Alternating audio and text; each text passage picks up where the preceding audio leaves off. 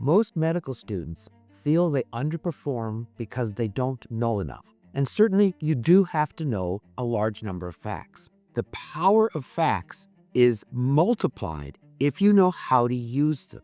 Instead of a bunch of facts that you've memorized like a sketchy, if you understand that the facts are actually part of a story, you will find that your performance is exponentially better.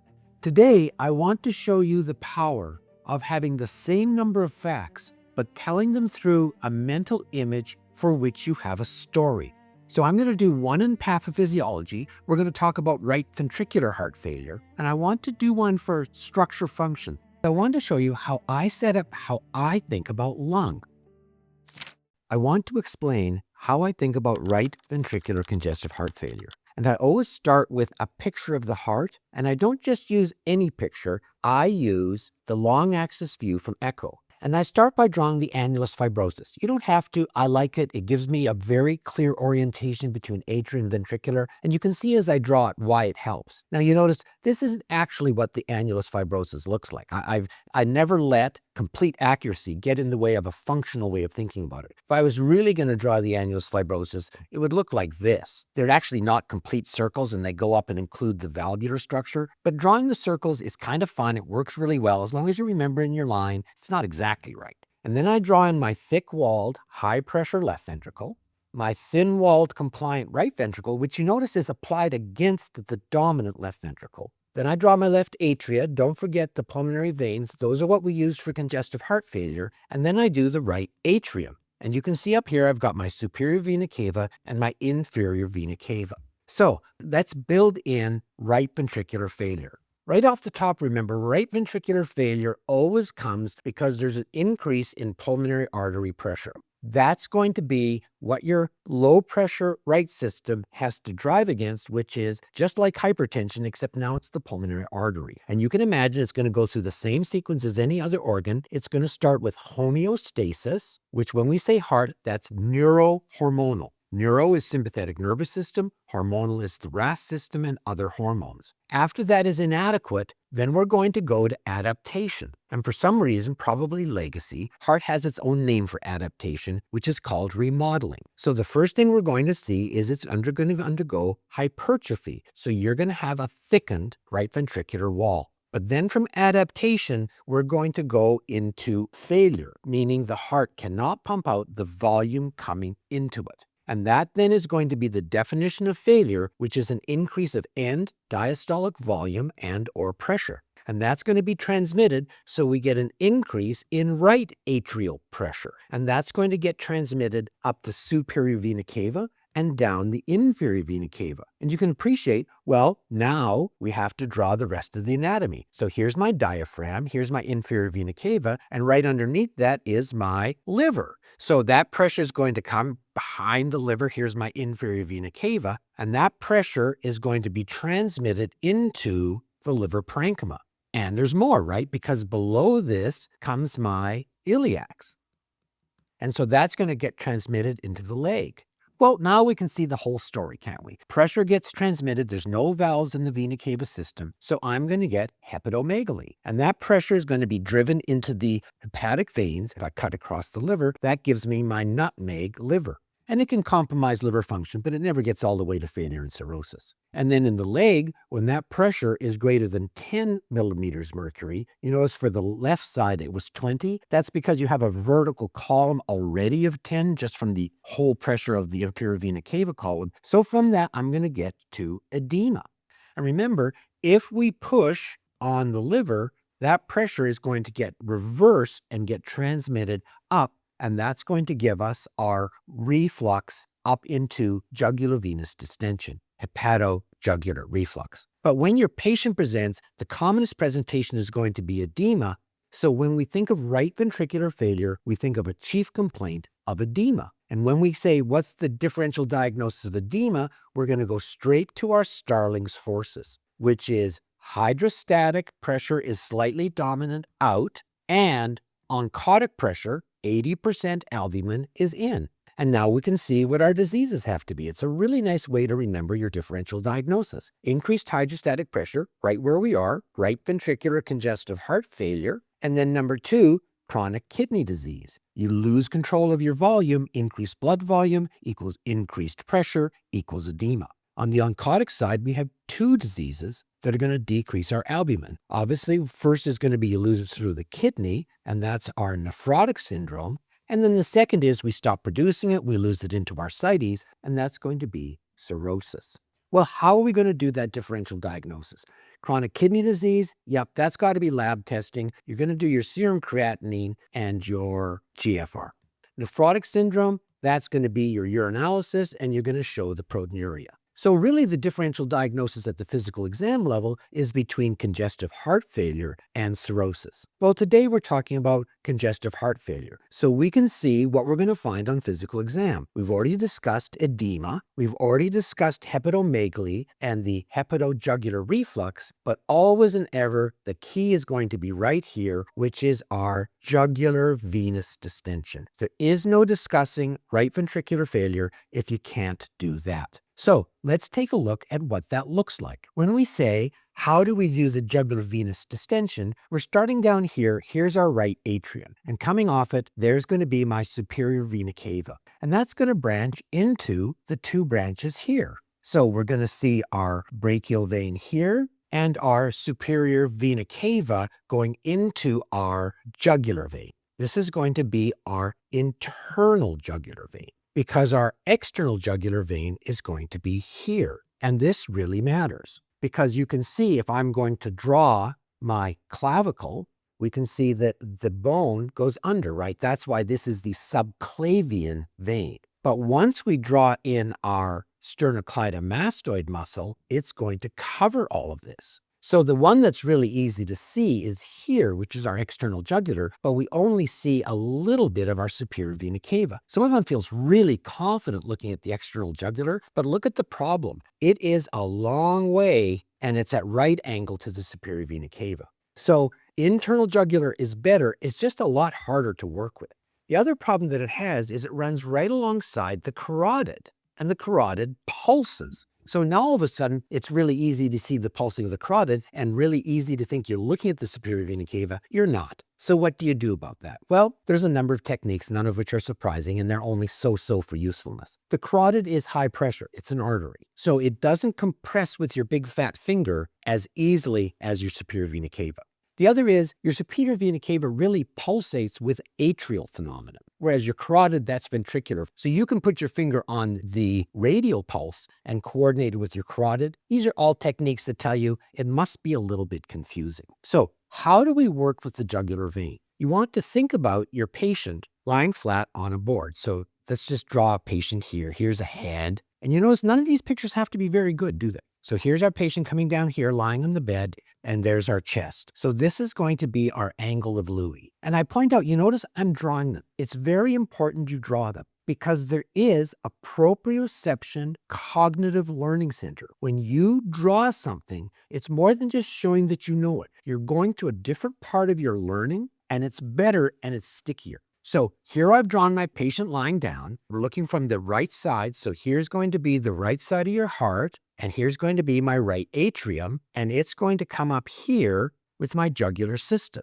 And what you're going to do is you're going to bring your patient up until you can see that meniscus of the jugular vein. So typically that's 45-degree angles. It depends how sick your patient is and what the pressure is. And what you're going to do is you're going to compare that to your angle of Louis. Draw a right angle here and measure that distance. Here we have a distance from the underlying heart that's usually given as 4 to 5 centimeters, and this should be less than 4 to 5 centimeters. If your whole thing is greater than 8 to 10 centimeters, you have jugular venous distension. Or if you just want to measure it from the angle of Louis, it should be less than 4 to 5 centimeters. So you tilt your patient up, you find the jugular meniscus, and you compare it to your angle of Louis. And that's how you're going to do jugular venous distension, because remember, there's no valves between the right atrium and the jugular system. So how do we think about right ventricular congestive heart failure? We're just doing it the same as left, right? We're going to be looking, number one, always and ever, is jugular venous distension. And you're getting your patient till you see the meniscus, comparing that to your angle of Louis. You're going to be looking for the edema of the legs because that's going to be actually your patient's biggest complaint. And then if they're not too heavy and you've got a good palpation, you can go check out the liver and see if you've got hepatomegaly, and you can press on it to see if you can push that blood up, and it's not going to go into the heart, which is in failure, so it's going to go up to the jugular vein, and you're going to see your jugular vein meniscus rise.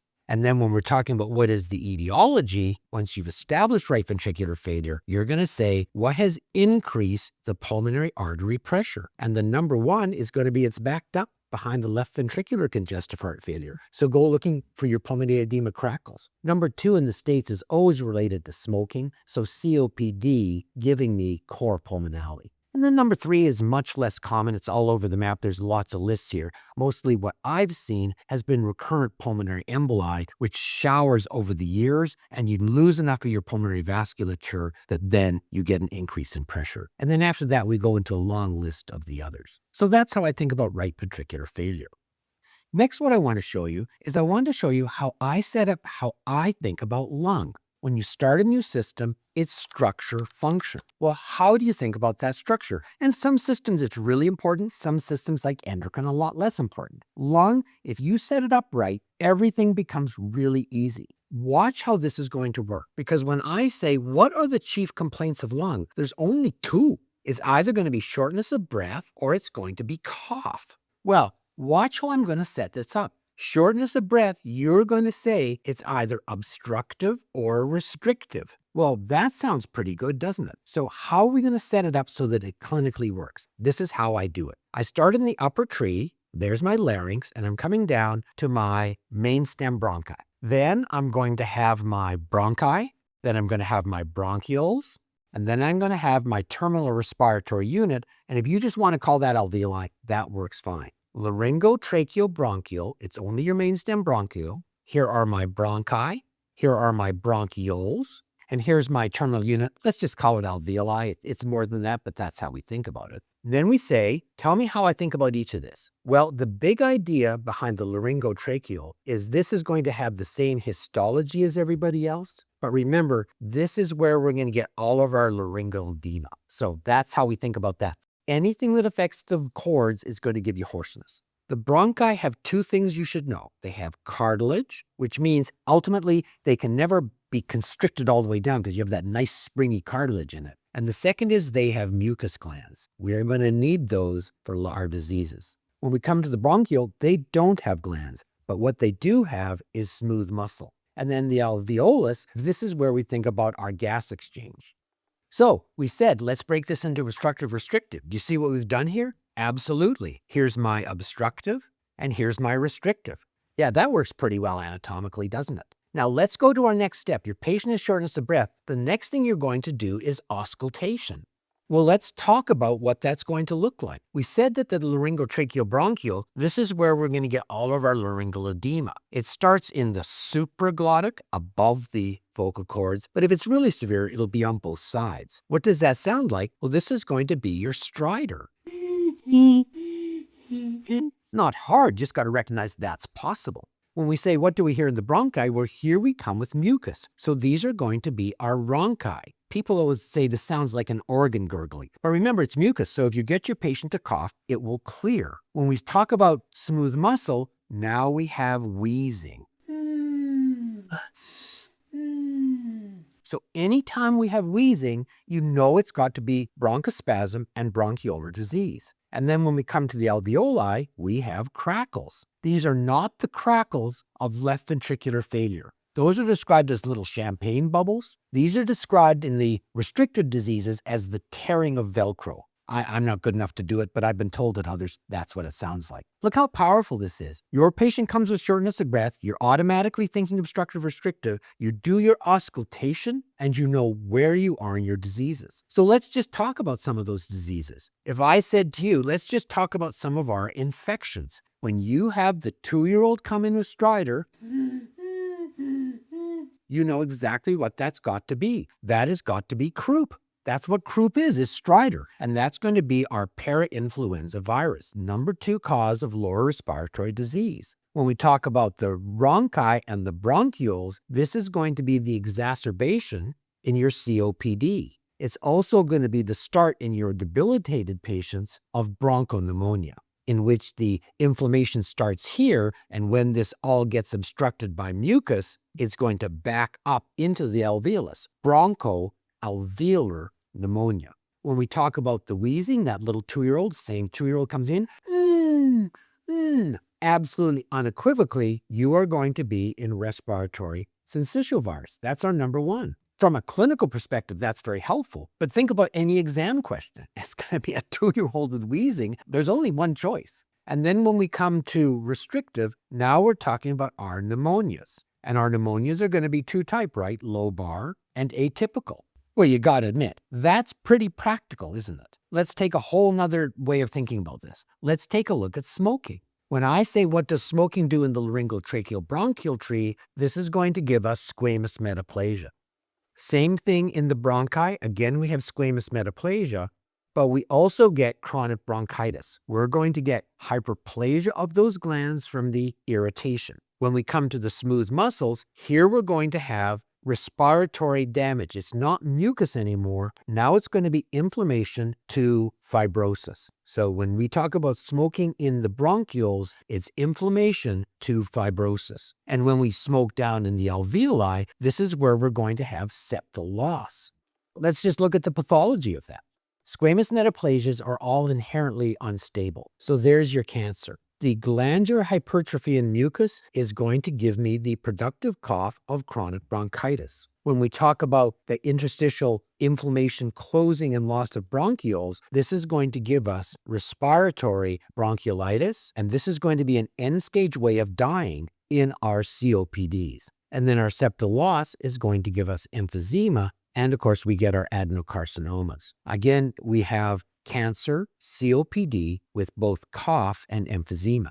There's more that we can do here, but I want to stop at this point because it's enough of a discussion. You recognize if I set up structure by 3 different patterns of tube, that's my ventilation, and then my terminal respiratory unit, my alveoli, that is my gas exchange, you can see how well we set up profound pathology ideas of infection and the commonest cause of diseases in the lung, which is going to be smoking. So I hope that gives you a sense of how when you set a system up with the right way of clinically thinking about structure, everything suddenly becomes easier. This is, of course, written up in much more detail in the book, but it's how I think of it, it's how I practice my life, and I assure you, you will really find it useful. So if you're in medical school and you want to understand and improve your performance, be sure to subscribe. We release an episode every week on giving you the principles of effective learning. If you like this video, you should go back and see an earlier video where I do the same thing for left ventricular congestive heart failure. We'll see you next time.